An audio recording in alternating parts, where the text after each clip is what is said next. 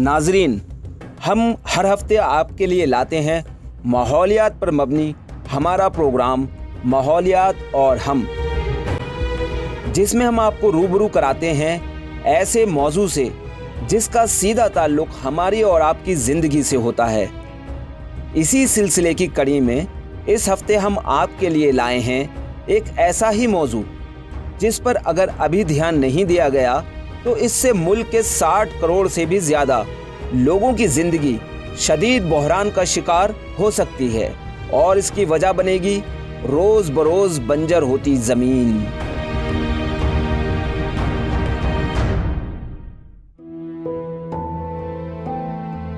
बंजर ज़मीन वो ज़मीन होती है जो पूरी तरह से सूख चुकी होती है और इसकी गहराइयों तक पानी का नामो निशान नहीं होता है।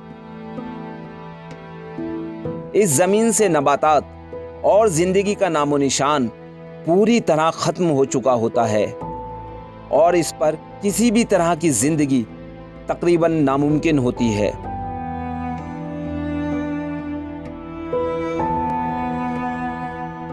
ज़मीन के बंजर हो जाने के लिए कुदरती वजहों के साथ साथ हम लोग भी जिम्मेदार हैं।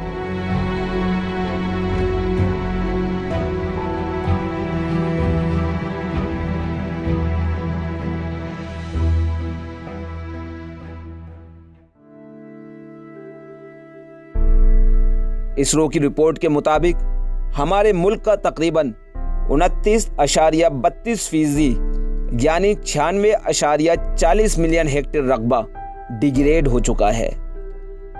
इस 29.32% रकबे में से तकरीबन 23.5% रकबा राजस्थान, महाराष्ट्र, गुजरात, जम्मू और कश्मीर, कर्नाटका, झारखंड, उड़ीसा और मध्य प्रदेश का है।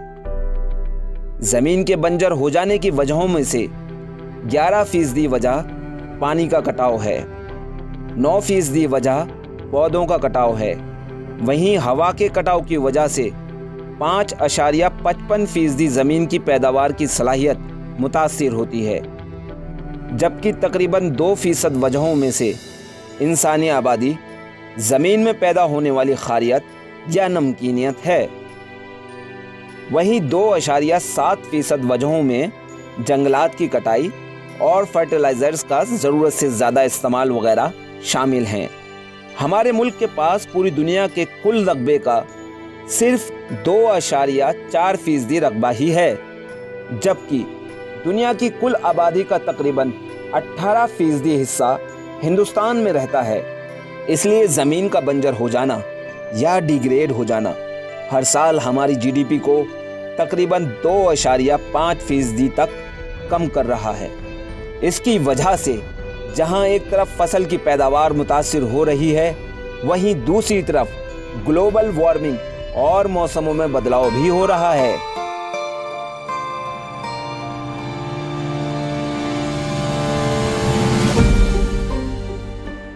पूरी दुनिया के मुमालिक इस मसले को लेकर काफ़ी संजीदा हैं। इसी सिलसिले में United Nations Convention to Combat Desertification यानी UNCCD को 1994 में कायम किया गया, जिसका मकसद डिजर्टिफिकेशन से निपटने के लिए इक़दाम करना है। 1994 से अब तक UNCCD ज़मीन के डिग्रेड हो जाने या डिजर्टिफिकेशन पर 14 कन्वेंशन कर चुका है। इस साल UNCCD COP14 कन्वेंशन की मेज़बानी हिंदुस्तान ने की, जिसमें 190 से ज़्यादा मुमालिक के 100 से ज़्यादा वज़ीरों और 8,500 से ज़्यादा नुमाइंदों ने शिरकत की। 2 सितंबर से 13 सितंबर 2019 तक चले इस कन्वेंशन की सदारत मरकज़ी वज़ीर बराए माहौलियात प्रकाश जावड़ेकर ने की। वहीं 9 सितंबर 2019 को इस कन्वेंशन में अपने ख़यालात का इजहार करते हुए वज़ीर आज़म नरेंद्र मोदी ने डिजर्टिफिकेशन से लड़ने और बंजर होती ज़मीन को ज़रखेज़ बनाने की ज़रूरत पर जोर दिया। India would raise its ambition of the total area that would be restored from its land degradation status from 21 million hectares to 26 million hectares between now and 2030.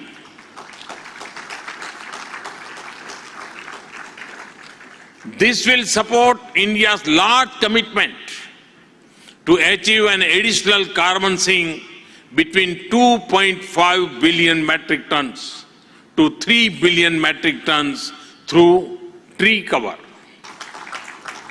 In order to further develop a scientific approach and facilitate induction of technology to land degradation issues, we have decided to set up a Center for Excellence in India at the Indian Council of Forestry Research and Education. This agency will actively engage to promote South-South cooperation with those who may wish to access knowledge, technology and training of manpower to address land degradation. आइए इस मौजू पर ज़्यादा जानकारी के लिए चलते हैं हमारे स्टूडियो, जहां हमारे साथ मौजूद माहिरीन UNCCD के 14वें कॉन्वेंशन पर और ज़मीन को बंजर होने से बचाने के तरीक़ों पर रोशनी डालेंगे।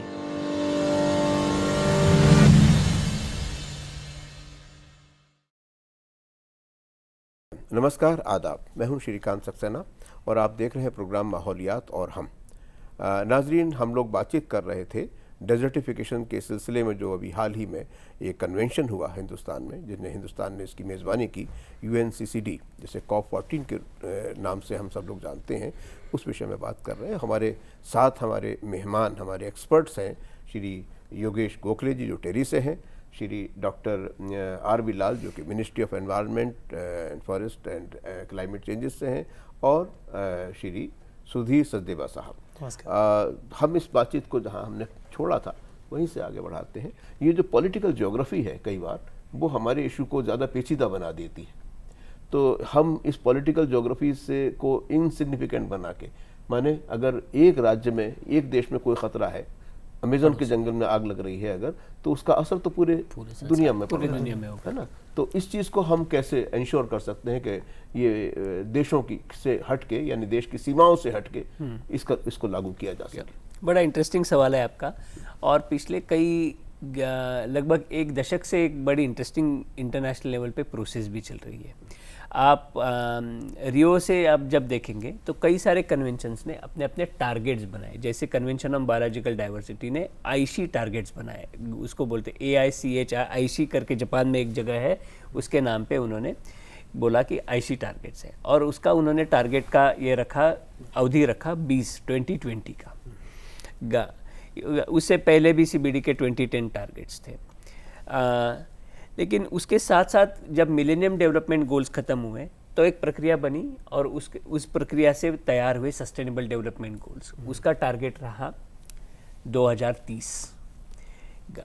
अभी धीरे धीरे क्या हो रहा है, ये जो पूरे कन्वेंशन से, ये जाहिर सी बात है कि 2020 तक हम बायोडाइवर्सिटी के टारगेट्स अचीव नहीं कर पा रहे हैं। तो धीरे धीरे कई सारे कन्वेंशंस का मतलब है उसके जो मेंबर पार्टीज़ है, जैसे UNCCD के 197 मेंबर्स हैं, वो ये एक लेवल पे आए हैं कि हमें सस्टेनेबल डेवलपमेंट गोल को आगे रख के चलना पड़ेगा। खुद के कन्वेंशंस के गोल्स तो है ही है, लेकिन उसके साथ साथ हमारी नज़र है सस्टेनेबल डेवलपमेंट गोल्स। तो उसमें सस्टेनेबल डेवलपमेंट गोल्स में डेजर्टिफिकेशन के कंटेक्स्ट में गोल नंबर 15 जो था, 15 और उसका 15.3, जिसको लैंड डिग्रेडेशन न्यूट्रलिटी को हासिल करने की जो बातें की गई है सस्टेनेबल डेवलपमेंट गोल्स को, उसके सामने रख के अब हर कंट्री, हर कन्वेंशन, हर स्टेक होल्डर अपने आप को अलाइन करने की कोशिश कर रहा है। ये बहुत बड़ी प्रक्रिया है। इसमें फिर अभी इसमें एक इंटरेस्टिंग बात ये भी हो जाती है कि जब राष्ट्रीय स्तर पर, राज्य के स्तर पर जब नीतियाँ बनती है, प्रोग्राम बनाए जाते हैं, तो उसको सिर्फ उस राज्य उस देश के या राज्य के परिप्रेक्ष्य में नहीं देखा जाएगा, उसको अंतर्राष्ट्रीय परिप्रेक्ष्य में पूरी दुनिया के परिप्रेक्ष्य में धरती के परिप्रेक्ष्य में देखा जाएगा। ये इसकी बड़ी अचीवमेंट मैं मानता हूँ। जो पूरे जो ग्लोबल वसाइल हैं, ग्लोबल रिसोर्सेज हैं, उसमें अगर प्राइवेट लोगों के कंट्रोल की बात करें तो एक बहुत मिनिस्क्यूल है जो पूरे रिसोर्सेज कंट्रोल करता है। और कई बार तो जो गवर्नमेंट्स हैं उनमें नहीं, इसमें मैं थोड़ा सा आपके साथ सहमत नहीं हूँ।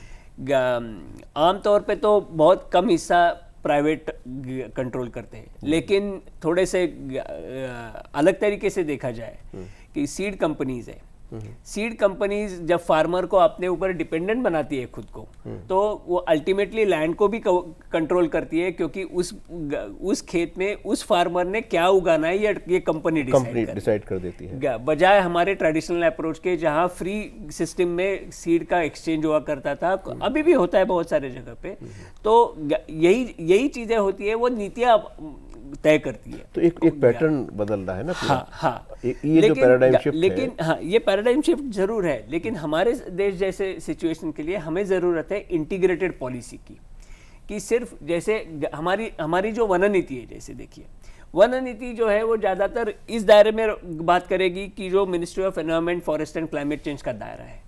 हमारी जो नेशनल एग्रो फॉरेस्ट्री पॉलिसी है वो सिर्फ ये देखेगी कि एग्रीकल्चर के दायरे में हमारे पास क्या है और हम क्या नहीं कर सकते।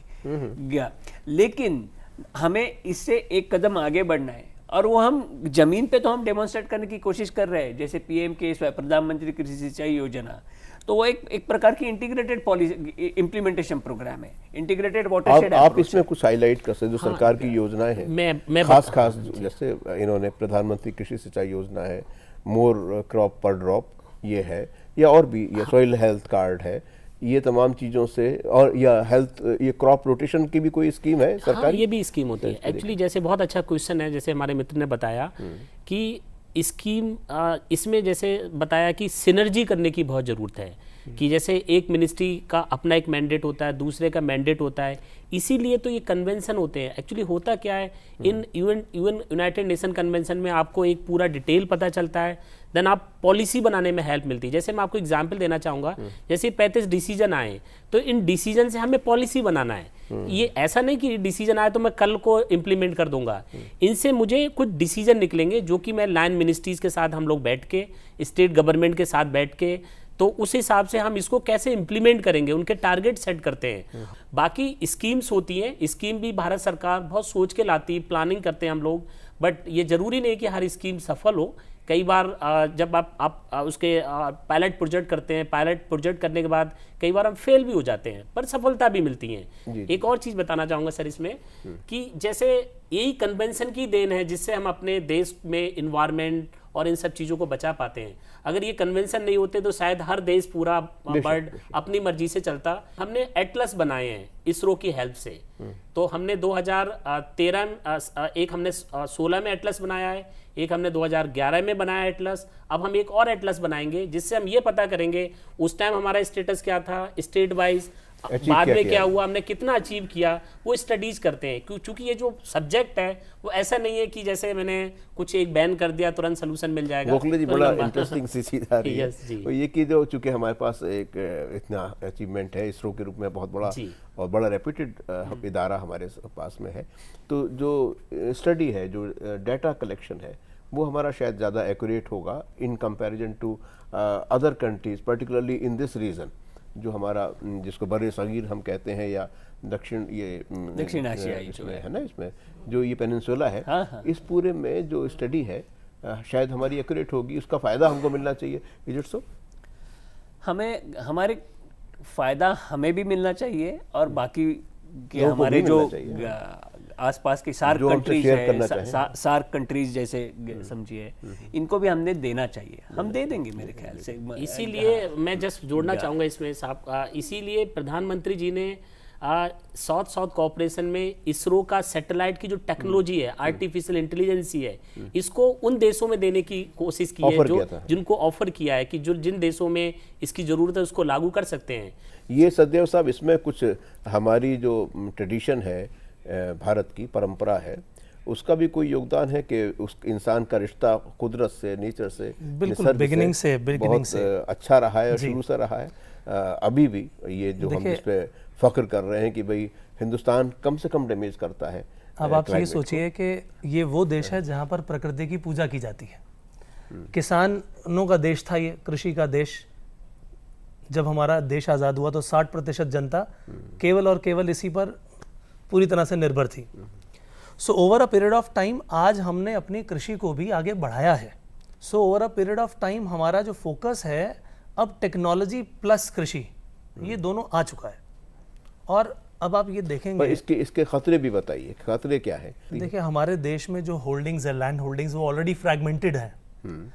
तो सरकार ने बहुत बड़ा काम करने की कोशिश की कि उनको इकट्ठा कर लिया जाए ताकि फार्मिंग बड़े लेवल पर हो जाए। सरकार का कोई इसमें रोल? सरकार नीति बनाना और उसका उस प्रकार से जो फ्रैगमेंटेड या कहिए कि स्मॉल होल्डिंग्स है ना, खेत छोटे हैं अगर, उसमें सरकार का क्या दखल अभी है? नहीं, पहाड़ों के राज्यों में देखिए, बिल्कुल पहाड़ों के राज्यों में देखिए, हिमाचल के कई सारे हिस्सों में चकबंदी हुई है। आज उत्तराखंड की जो समस्या है, नहीं हमें मैं बताता हूँ, एक इसमें बहुत इससे बहुत जुड़ी हुई समस्या है। चकबंदी ना होने के कारण उत्तराखंड से बहुत सारा माइग्रेशन दिल्ली जैसे शहर में हुआ है। वहाँ के जो खेत की ज़मीन है वो बंजर होती जा रही है। लेकिन वहाँ जो रहने वाले किसान हैं उसकी एक नाली ज़मीन ऊपर पहाड़ के ऊपर होगी, दूसरी नाली उसकी दूसरी वजूहात भी तो हो सकती है। नहीं, दूसरी जमीन का टुकड़ा उसके वैली में होगा। तो वो इतनी दूरी के कारण सिर्फ उसके घर के नज़दीक वाली ज़मीन को ही वो उस पर ही हल चला रहा है, बाकी ज़मीन उसकी बंजर है। इसके बजाय यहाँ चकबंदी होती है और ज़मीन का कंसोलिडेशन होता है, तो उसकी एफिशिएंसी बढ़ेगी। उसके बाद भी जो ये एक जनरल परसेप्शन है कि बहुत फायदे का काम, इससे बहुत ज़्यादा फायदा नहीं मिला, नहीं होता है। लेकिन अल्टीमेटली अगर आप कहें कि कोई कॉरपोरेट है जो बीच में आकर अपने सीड्स दे रहे हैं, लेकिन अब इसमें मैं थोड़ा सा डिफर करना चाहूँगा कि गवर्नमेंट का रोल काफ़ी है। ये चीज़ इतने ज़्यादा बड़े लेवल पर नहीं होगी कि जी आप जो हम सीड्स देंगे वही होगा ये। और कोई भी कॉरपोरेट जब कहीं पर भी जाएगा, देखिए उसका मेन मोटिव प्रॉफिट कमाना है। आज अगर कोई कॉर्पोरेट प्रॉफिट नहीं कमाती तो हम कहते हैं कॉर्पोरेट बेकार है। तो कॉर्पोरेटाइजेशन भी चाहिए, पब्लिक प्राइवेट पार्टनरशिप भी चाहिए, और तभी जाके इन चीजों को आगे कर पाएंगे। मैं दोबारा एक तरीका एक जो होता है उसका है कि मैं इसमें कुछ ऐड करना चाहता हूँ। एक तरीका जो है वो है बेसिकली हमें लैंड का जोनेशन की जरूरत है। क्या कौन से एरिया में जमीन के कौन से हिस्से में हम क्या कर सकते हैं और क्या नहीं सकते, क्या कर नहीं सकते, इसको डिफाइन करने के। हम प्रोग्राम को ख़त्म करने की तरफ बढ़ रहे हैं। आप तीनों माहिरीन से मैं ये जानना चाहता हूँ कि क्या आप मुतमईन हैं, आप संतुष्ट हैं जो कदम हिंदुस्तान की सरकार ने उठाए? क्या आपको लगता है कि जो दूसरे स्टेक होल्डर्स हैं अदर देन गवर्नमेंट एजेंसीज, उनका रोल इसमें ठीक ठाक है, और या उनमें कुछ और ज़्यादा हमें प्रेशर डालने की या उनको एक्टिवेट करने की ज़रूरत है? और सबसे बड़ी बात, जो आखिरी आदमी उससे मुतासिर होता है, प्रभावित होता है, वो है आम आदमी। उसके पास ना तो रिसोर्सेज होते हैं और ना ही अवेयरनेस होती है। तो ये जो कन्वेंशन हम बैनुल अक़वामी सतह पर कर रहे हैं, ये तो यानी अंतर्राष्ट्रीय स्तर पर कर रहे हैं, वो क्या उसको कुछ जगह पाएंगे, उसके भीतर कुछ अवेयरनेस पैदा कर पाएंगे? हम बिल्कुल कर पाएंगे। कुछ हद तक हम, काफ़ी हद तक हम कर भी रहे हैं, लेकिन उसमें और एनहांसमेंट करने के पॉइंट ऑफ व्यू से देखा जाए तो हमें इंटीग्रेटेड अप्रोच की ज़रूरत है। और वो इंटीग्रेटेड अप्रोच जो है वो इंटीग्रेटेड पॉलिसी फॉर्मुलेशन से होगा। वो उस प्रकार से हम इस चीज़ को देखेंगे तो हम आखिरी आदमी तक पहुंच सकेंगे और उसका लाभ उसको भी मिल पाएगा। आप ये बताइए लाल साहब कि ये जो स्कीम्स आप बना रहे हैं मिनिस्ट्री में बैठ के, और अंतर्राष्ट्रीय स्तर पर बहुत 197 या 200 ममालिक को शामिल करने के बाद में, वो कैसे आप आखिरी गांव में लेके जाएंगे किसानों तक, और उसको उस किसान को अपने साथ लेके कैसे जा पाएंगे? मैं इसका पूरा बताता हूँ क्यों फ़ायदा होगा इसमें। इस पूरे कन्वेंशन में लैंड डिग्रेडेशन न्यूट्रलिटी की बात करते हैं हम लोग, कि कैसे लैंड डिग्रेडेशन, LDN जिसको बोलते हैं, न्यूट्रलिटी को अचीव किया जाए। चूँकि इनके सभी एफर्ट से, इनकी पॉलिसीज से हम इस LDN को इसको न्यूट्रलिटी कर पाएंगे। इसके करने से क्या होगा कि जैसे प्रधानमंत्री जी ने एक सपना है कि फार्मर्स की जो इनकम है वो डबल की जाए, मैं तो ये बताना चाहूँगा इसमें, अगर ये जो स्कीम्स है अगर हम इसको और थोड़ा सिनर्जी कर दें आपस में, तो डबल नहीं 4 टाइम्स इनकम हो सकती है। इस पूरे कन्वेंशन का जो गोल गोल घूम के लास्ट में एंड में जाता है एलडीएन को अचीव करना, एलडीएन अचीव करूंगा तो जो मेरा एंड पर्सन है, जो आम आदमी, फार्मर या जो भी लोग इससे जुड़े हुए हैं, उनकी डेफिनेटली इनकम बढ़ेगी। सचदेवा साहब, आप इस पूरे मसले को कैसे देखते हैं? एक अपने देखिए, विचार बताइए। बड़ी सिंपल सी बात है, अगर कोई सरकार स्कीम चलाती है तो उसके पीछे बहुत बड़ी थॉट प्रोसेस है। उस थॉट प्रोसेस को अप्लाई करने पर लास्ट माइल डिलीवरी बोलूं अगर मैं, कि एंड तक ले जाने में it always takes time. Education देना कोई आसान बात नहीं है। आज अगर हम कहें कि किसान को हम चीज़ें भी प्रोवाइड कर रहे हैं, एजुकेशन भी प्रोवाइड कर रहे हैं, वो अप्लाई करेगा, उस एप्लीकेशन का रिजल्ट आने में कई बार समय लग सकता है, लेकिन प्रयास पूरी तरह दिखते हैं और रिजल्ट भी ज़रूर आएगा। लेकिन कुछ चीज़ों को मैं और हाईलाइट करूँगा, जैसे कि सहारा डेजर्ट के पास जब सेहल की बात करें तो वहाँ पर एक बहुत ज़बरदस्त एक्शन लिया गया। जैसे ग्रेट वॉल ऑफ चाइना है, वहाँ पर ग्रेट ग्रीन वॉल बनाई गई है। 8000 किलोमीटर तक की वो एक ऐसी लाइन है जहाँ पर 15 किलोमीटर लगभग चौड़ाई में सिर्फ पेड़ ही पेड़ लगाए गए हैं, ताकि सहारा से आने वाले डस्ट स्टॉर्म जो है इन सवाना को जो है तकलीफ ना पहुंचाए। क्या बात है, बहुत बड़ी अब वहीं से एक आइडिया ये आता है कि जो हमारी लैंड होल्डिंग्स हैं अलग अलग हैं। आज बहुत सारा एरिया इंडिया का भी जो है वो लैंड डिग्रेडेड हो चुका है, उसको अपग्रेड कैसे करें वो एक तय है बात, वो सीखनी है। प्लस जो ऑलरेडी हमारे पास फर्टाइल लैंड है उसको प्रोटेक्ट कैसे करें। प्रोटेक्शन के लिए भी एक सोचने की जरूरत है। अगर मैं अपने लैंड में बाड़ लगाता हूं तो बजाय वो तार की बाड़ लगाने के पेड़ों की बाड़ लगाओ। उससे क्या होगा कि आपके आसपास की जो जमीन है वो उसको पकड़े रखेंगे जी। तेज हवाएं आएंगी वो आपकी फसल को बर्बाद नहीं करेंगे।